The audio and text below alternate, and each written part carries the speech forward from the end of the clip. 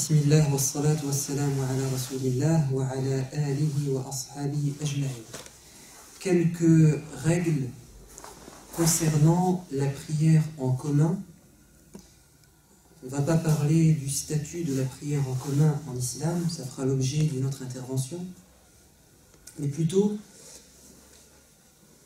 comment rejoindre un groupe de musulmans en prière. Et si nous arrivons en retard, comment rattraper les cycles de prière délaissés ou ratés.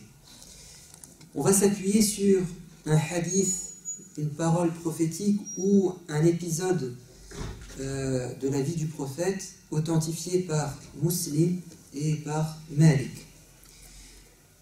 Un compagnon rapporte qu'il était en prière derrière le prophète alayhi salatu wassalam. Lorsqu'il entendit, c'est-à-dire le messager de Dieu, lorsqu'il entendit des voix haletantes, c'est-à-dire des personnes essoufflées, et le bruit de personnes qui hâtaient le pas. Lorsqu'il termina sa prière, le prophète leur dit, il se retourne et il s'adresse à ceux qui ont prié derrière lui. Qu'avez-vous? Et les gens vont lui dire, nous avons hâté le pas pour arriver à temps à la prière, c'est-à-dire vous rejoindre au moment du takbir, ou au moins vous rejoindre dans la première raka'a. On s'est dépêché. Il leur dit alors, lorsque vous venez à la prière, venez-y avec sérénité. Ce que vous avez pu accomplir de prière avec l'imam, faites-le. Et ce que vous avez raté, alors, terminez-le. Le verbe utilisé en arabe, c'est atimmu, qu'on peut traduire par compléter ou terminer. On a une autre version du hadith, donc le même, une personne qui a assisté ce jour-là à la même scène et qui a entendu le même commentaire du prophète, mais qui le rapporte avec ces mots. Ou bien, le prophète va répéter cette règle à un autre moment, dans une autre situation.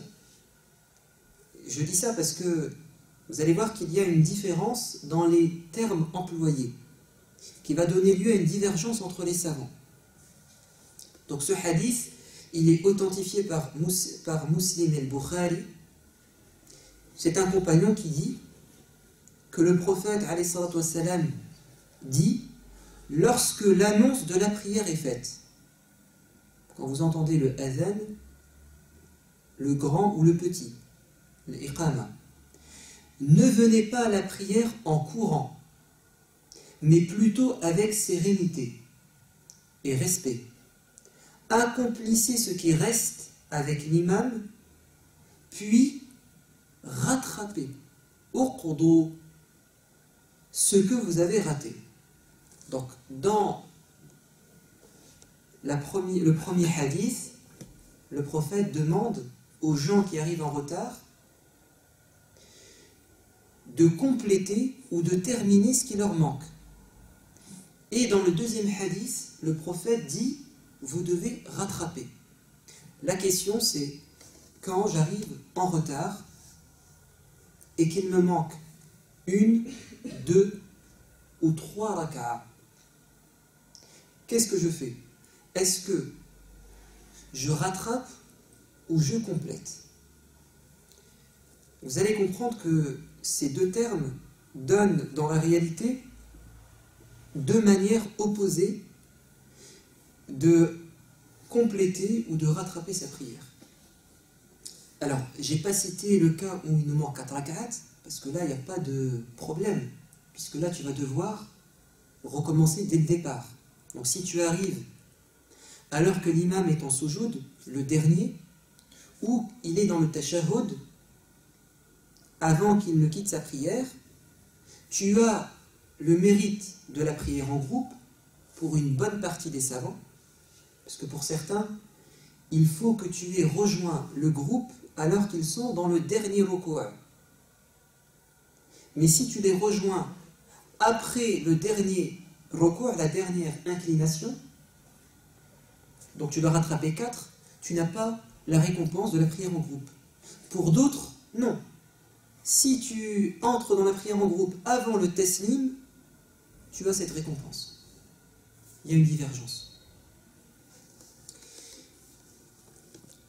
Donc s'il me manque 1, 2 ou 3 raka'a, alors quand je dis 1, 2 ou 3, je parle des prières de Dhuhr, du Asr ou du Isha. Parce que si c'est le Maghrib, s'il m'en manque 3, je dois tout refaire. Si c'est le Fajr, si c'est le Subh, alors il m'en manque 2, c'est-à-dire que je dois tout refaire. Donc là, on va prendre le cas de la prière qu'on vient de faire, le Isha. Imaginez-vous que j'arrive dans la deuxième raka'a. Donc je vais prier avec le groupe 3 unités. Il va m'en manquer une seule. Quand je me relève, est-ce que je considère que cette unité de prière, c'est la 4e ou est-ce la première? C'est ça la question. Si je considère que je vais rattraper la première en me relevant, je vais lire à haute voix la Fatiha et une sourate.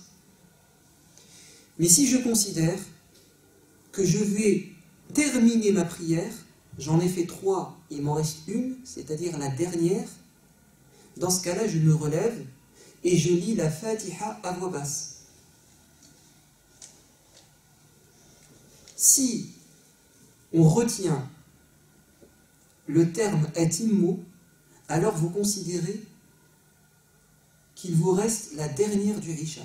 Et si on prend le terme uqdu, rattraper, vous considérez que vous faites la première du Isha que vous n'avez pas faite en groupe. On prend un autre cas de figure.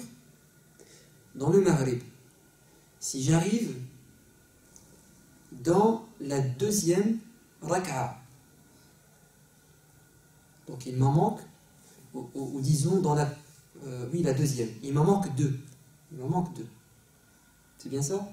J'arrive dans la deuxième, donc j'en ai fait une avec eux. Excusez-moi, j'en ai fait... Oui, voilà, je fais la dernière avec eux, et il va m'en manquer 2.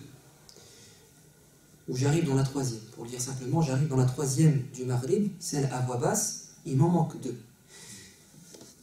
Si je considère qu'en arrivant, quand j'ai fait le Allahu Akbar, si dans mon intention, je considère que ma prière vient de commencer,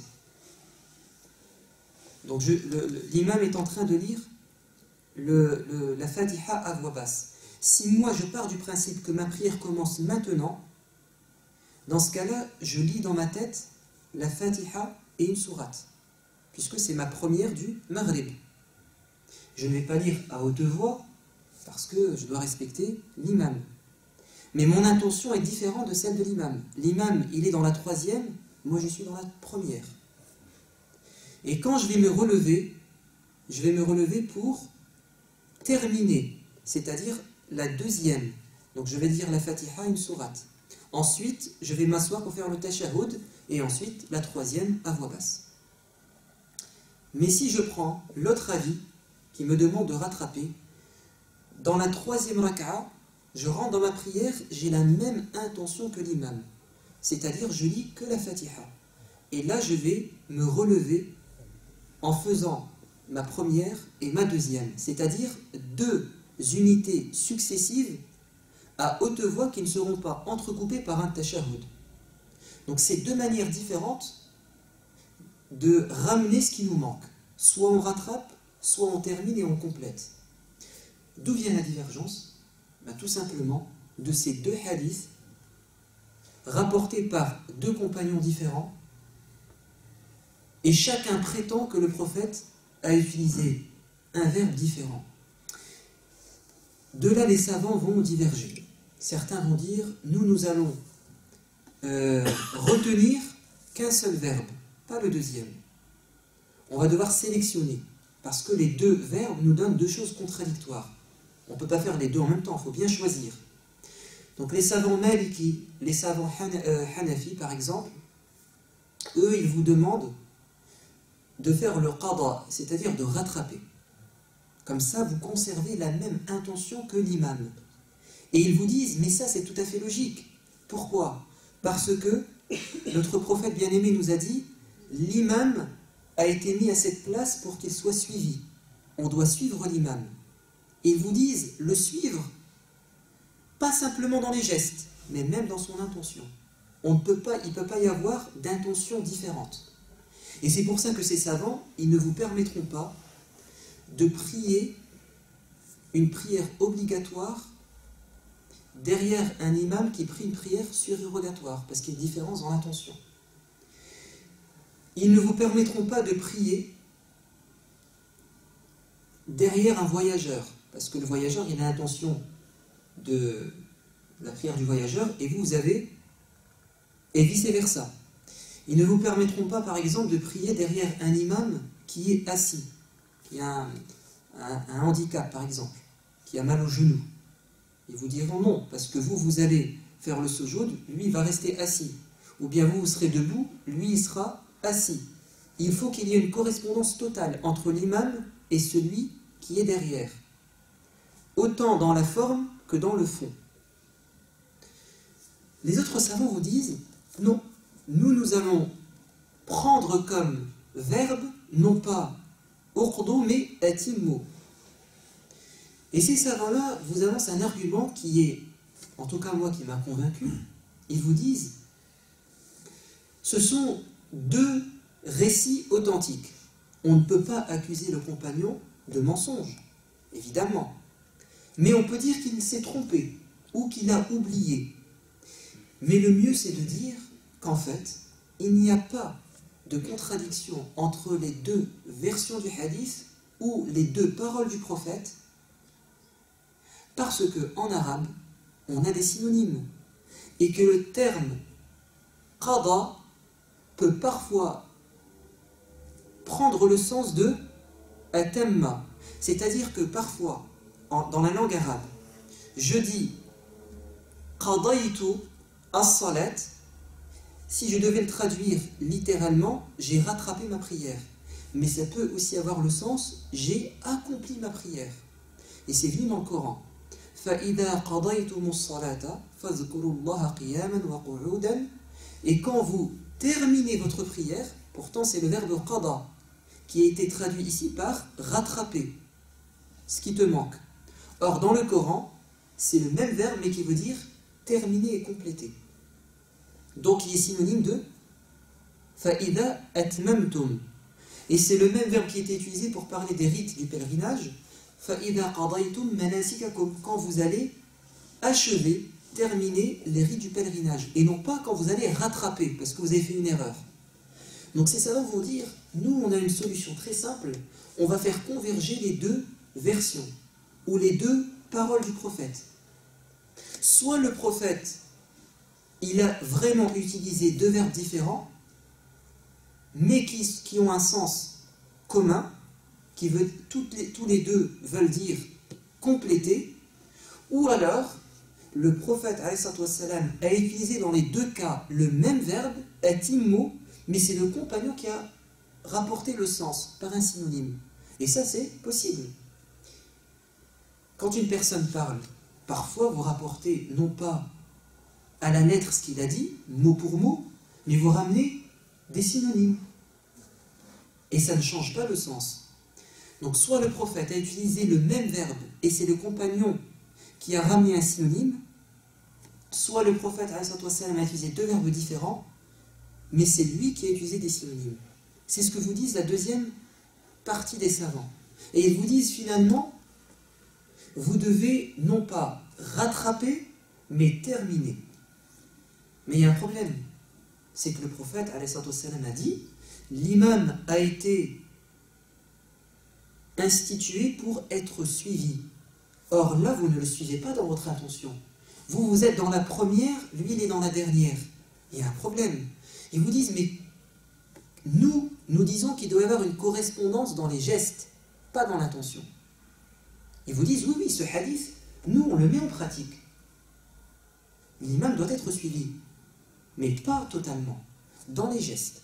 C'est-à-dire que pour eux, l'imam prie le asr, vous n'avez pas prié le dhuhr. Vous arrivez, lui prie le asr. Vous entrez en prière avec lui, votre intention c'est de prier le dhuhr, et lui c'est le asr. Et lui c'est un voyageur, vous êtes résident, pas de souci. Et ils ont un argument fort, presque, je dis bien presque, indiscutable. Un hadith authentique. Un compagnon du nom de Mu'adh ibn Jabal priait le Isha en groupe dans la mosquée du prophète, et il revenait dans son village et il dirigeait un nouveau Isha, puisque c'était lui le plus savant. Donc lui, avec le prophète, c'était l'obligatoire. Et avec les gens de son village, il avait quelle intention? L'intention de faire une prière facultative. Mais ceux qui étaient derrière, c'était la prière obligatoire. Donc on a ici une différence dans l'intention. Et pourtant, le prophète était au courant et il ne le lui a pas reproché. Donc ces savants vous disent, il n'y a pas de souci d'avoir une intention différente, tant que dans la forme, ça correspond. Donc vous avez deux manières de rattraper ce qui vous manque. Soit vous rattrapez, comme on l'a dit, soit vous complétez. Maintenant, une autre question. Enfin, quelque chose qui est lié au hadith. Le prophète nous a bien dit, au départ, dans l'histoire de ses compagnons qui sont arrivés en courant, ou en se pressant, à tel point qu'ils étaient essoufflés, le prophète leur a dit, vous ne devez pas vous précipiter, mais vous devez venir avec sérénité. En fait, ici, il s'agit d'une précipitation qui va provoquer de l'essoufflement ou qui va déranger les gens qui prient. Mais le fait de presser le pas en soi-même, c'est pas mauvais. Ici, remarquez le détail, c'est qu'ils étaient essoufflés. En fait, ils ont couru. Ils ont couru. Donc ça, c'est pas bon. Presser le pas, ce n'est pas mauvais en soi. Mais quand on exagère et on finit par être déconcentré ou être en sueur, ça, c'est pas bon. Il y a un autre épisode dans la vie du prophète qui rejoint tout ce qu'on est en train de dire. C'est un compagnon du nom de Abu Bakra qui est arrivé en retard et c'était pile au moment où le prophète était en ruku'. Et vous savez que si on rejoint l'imam dans l'inclination, cette raka'a vous est comptabilisée. Mais s'il se relève, vous devez la rattraper. Donc le compagnon, il voit de loin les gens qui prient en ruku', qu'est-ce qu'il fait? Il rentre dans la mosquée et il fait Allahu Akbar au niveau de la porte. Il n'est pas encore arrivé. Hein. Il est au niveau de la porte, il fait Allahu Akbar et il se met en ruku'. Et il avance en ruku' jusqu'à rejoindre les rangs. Le prophète termine sa prière et il dit, quel est cet homme? Parce que le prophète voit ce qui se passe derrière. Hein. Ça c'est un don ou un miracle qu'il avait. Il voit les gens qui sont derrière. Un jour il l'a dit au compagnon, il a dit, mettez-vous bien en rang, serrez-vous bien, ne jouez pas avec votre regard, car je vois ce qui se passe derrière moi. Ou alors Dieu le met au courant, pour le dire simplement. Il n'y a pas des yeux derrière la tête. C'est-à-dire que Dieu fait en sorte qu'il est au courant de ce qui se passe derrière. Donc il dit au compagnon, mais qu'est-ce qui t'a pris? Il a dit, prophète, je vous ai vu en ruku' et je me suis précipité. Regardez la réponse du prophète. Je pense que si ça avait été un autre que le prophète, il l'aurait sermonné, il aurait été peut-être maladroit et violent avec lui, mais regardez encore une fois la pédagogie du prophète et sa miséricorde. il lui a dit que Dieu te récompense pour ton vif intérêt à nous rejoindre dans la prière en commun. Que Dieu te récompense sur ton intention. Même si tu t'es trompé, mais je sais que tu es bien intentionné. Et c'est ça qui m'importe. Maintenant, on se trompe. Et on se corrige. Mais d'abord, il commence par le rassurer et lui dire que Dieu te récompense. Il lui fait une invocation. Et ensuite, il lui dit, regardez, mais ne refais point cela. Que Dieu te récompense, maintenant que tu le sais, ne refais point cela. Ici, le prophète, il lui demande d'arrêter quelque chose, de ne pas répéter quelque chose. Quelle est cette chose? Divergence entre les savants. Est-ce qu'ici, le prophète a voulu désigner comme erreur le fait d'être entré en recours? Est-ce que c'est ça son erreur, qu'il ne doit pas recommencer? Ou est-ce le fait d'être arrivé en retard? Ou est-ce le fait de s'être précipité? Ou est-ce tout cela en même temps? Certains savants ils vous disent non. Ici, le prophète, ce qu'il lui a reproché, c'est qu'il se soit précipité.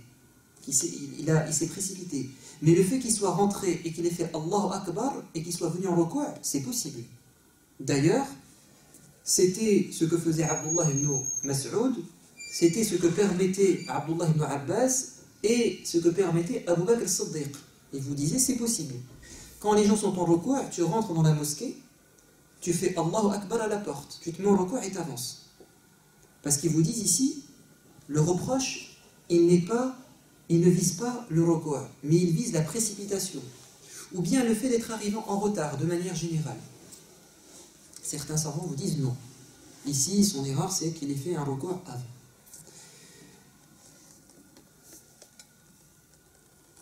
Ici, le prophète insiste sur le fait d'être serein, de venir avec de la quiétude, tranquillement. Et ça, c'est la philosophie de l'adoration.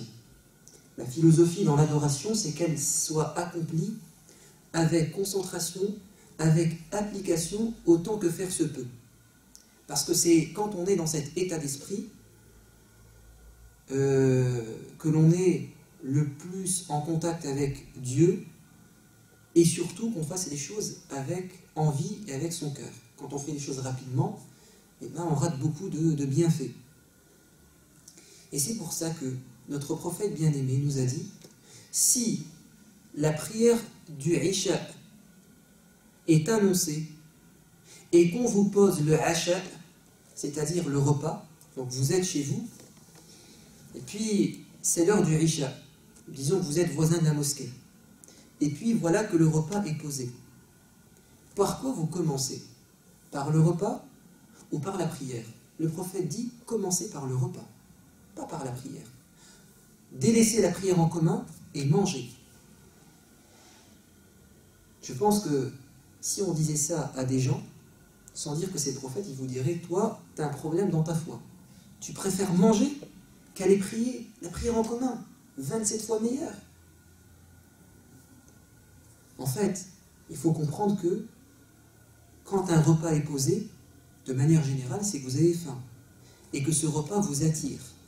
Et comme Dieu veut que tu l'adores en sérénité et que tu te voues à lui exclusivement et que tu ne sois pas dérangé par ce qui t'entoure, débarrasse-toi de ce qui peut t'attirer dans ce bas monde pour que tu sois totalement et entièrement avec Dieu. C'est ça la philosophie de la prière. Donc, mange, comme ça tu as le ventre plein, et puis tu seras complètement avec Dieu dans ta prière. C'est vrai pour la nourriture, mais c'est vrai aussi pour tout ce qui pourrait t'attirer. Par exemple, tu es en train de faire un travail, et tu es pressé de le terminer, ou dans une communication téléphonique, tu es pressé de la terminer. Et tu sais que si tu la coupes, ça va te travailler dans la prière. Ou alors tu vas te précipiter dans la prière pour revenir à ton travail ou voir la personne. Alors dans ce cas-là, si tu vas être dérangé, finis ce que tu as à faire et ensuite tu pries. Toujours dans le même sens, on a un autre propos du prophète alayhi salatu wassalam. le sens du hadith, c'est point de prière où la prière ne sera pas complète pour celui qui y entre alors qu'il est pressé. Il est pressé d'aller aux toilettes. Al-akhbathan, c'est-à-dire les selles ou l'urine. C'est-à-dire qu'une personne qui est pressée d'aller aux toilettes, qu'il aille d'abord se soulager et ensuite qu'il vienne prier. Mais le fait de se retenir, ça va te déranger dans la prière. Soit ça va sortir, soit tu vas te faire très mal, soit tu vas te précipiter. Mais Dieu veut que tu sois serein dans ta prière, que tu prennes plaisir. Que tu prennes plaisir dans ta prière, et il faut du temps pour avoir du plaisir. Voilà. Donc ça, c'est quelque chose qui est relié à ce que disait le prophète, hein, venez en étant serein dans la prière. Quitte à la retarder un peu, tant que, bien entendu, son temps imparti n'est pas dépassé. Alors, on met juste, entre parenthèses, une exception, parce que là, on n'a pas le choix. Si vous devez prier dans des conditions,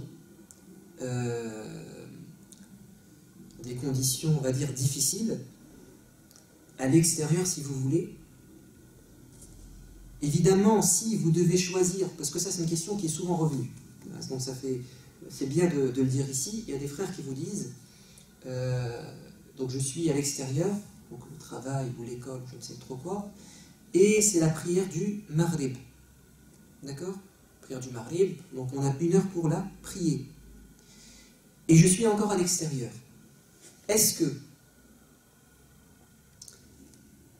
je prie donc imparfaitement à l'extérieur, mais dans le temps imparti, ou bien est-ce que je retarde le Maghrib pour le prier avec le Isha à la maison?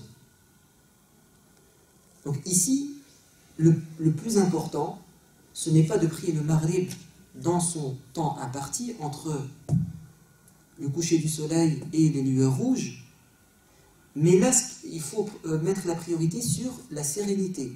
Si tu peux prier le Maghrib et le Isha rassemblés chez toi en toute tranquillité, c'est ça que tu dois favoriser. C'est ça qui est le plus important. C'est vrai pour le Dhuhr et le Asr.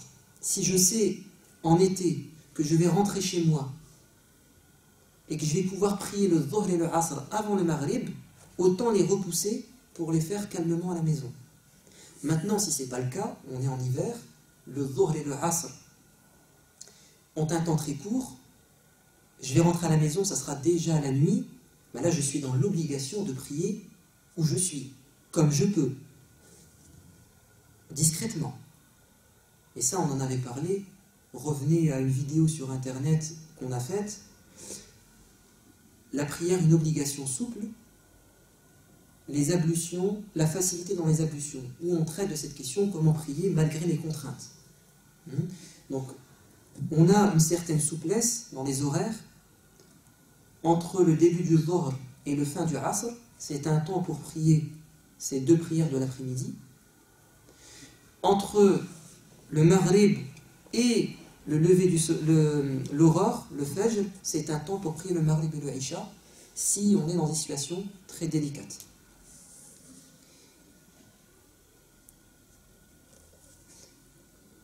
Quand j'arrive dans la mosquée et que les gens sont en train de prier la prière en groupe, j'entre, ils sont en train de faire la prière en groupe. Est-ce que je fais les 2 rak'at de salutation de la mosquée, Tahiyyat al-Masjid, ou bien je rejoins le groupe? Là, on est dans l'obligation de rejoindre le groupe. Parce qu'on a affaire à une prière obligatoire et là, une prière surérogatoire. Donc, je rejoins le groupe pour prier avec eux. Et d'ailleurs, beaucoup de savants vous disent que la prière de salutation de la mosquée, elle est comptabilisée à partir du moment où tu pries à la mosquée. C'est-à-dire que tu rentres, tu pries avec eux le Maghrib, tu as la prière obligatoire qui a été faite, mais aussi les 2 prières de salutation de la mosquée qui te sont comptabilisées. Parce que l'objectif, c'est qu'en arrivant dans la mosquée, tu pries. Et c'est ce que tu as fait. Et c'est pour ça que certains savants vous disent même, imaginons que vous arrivez ici à la mosquée à 11 h du matin. Le soleil s'est déjà levé et ce n'est pas encore le zénith. Vous entrez dans la mosquée et regardez ce que vous pouvez faire.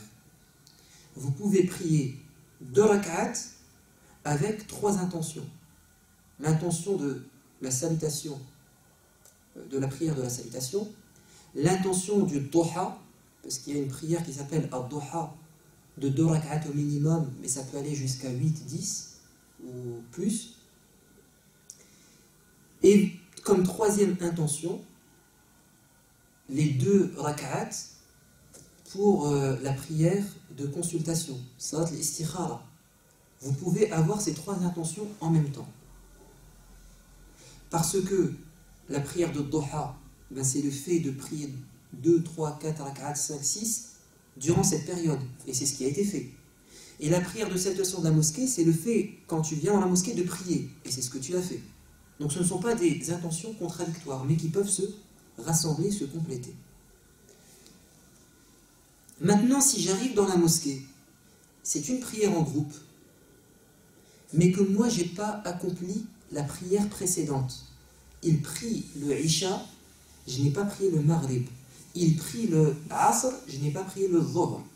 Donc, on en a parlé un peu tout à l'heure, s'il prie le Asr, je n'ai pas prié le Dhuhr, je suis dans l'obligation de prier le Dhuhr, parce qu'il y a un ordre à respecter. Donc, pour les savants chafi'ites, c'est très simple, tu pries avec eux, toi tu as l'intention du Dhuhr, eux, ils prient le Asr. Pas de souci.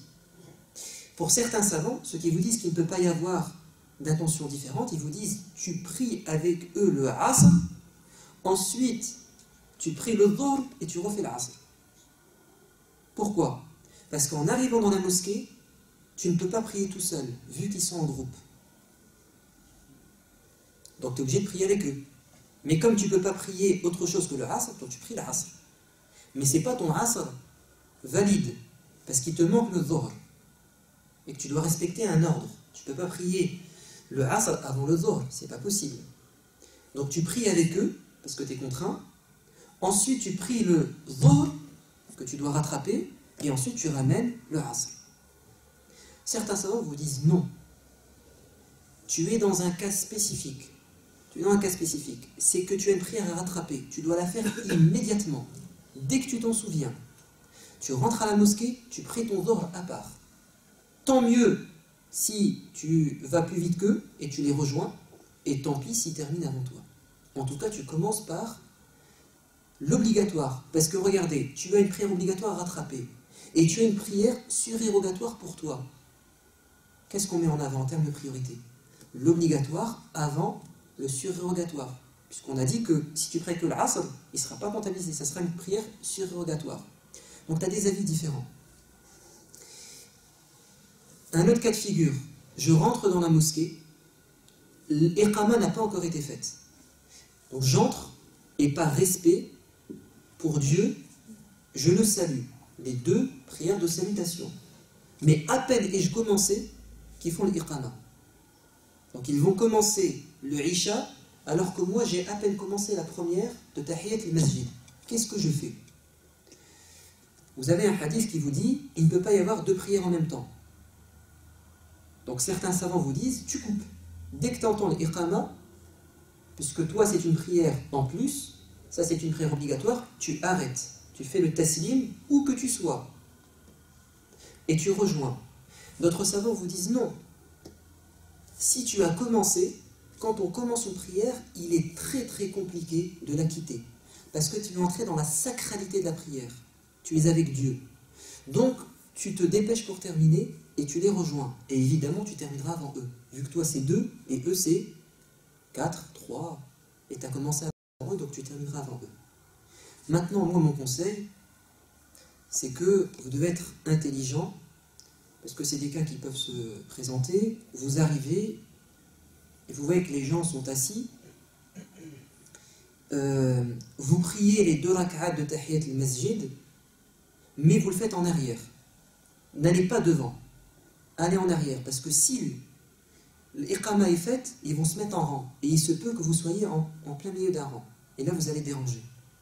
Donc si vous arrivez et que les gens sont assis et qu'ils attendent l'iqama, si vous voulez faire les 2 prières de salutation, mettez-vous en arrière. Comme ça, vous terminez tranquillement. Maintenant, si il vous arrive d'être dans le premier ou le deuxième rang et que l'iqama est faite et qu'il commence à se mettre en rang, coupez votre prière. Sinon, vous allez tout bloquer. Il y aurait encore des choses à dire, mais on va s'arrêter ici pour cette fois-ci par rapport à la prière. Subhana rabbika rabbil izzati amma yasifun wa salamun ala al-mursalin walhamdulillahi rabbil alamin.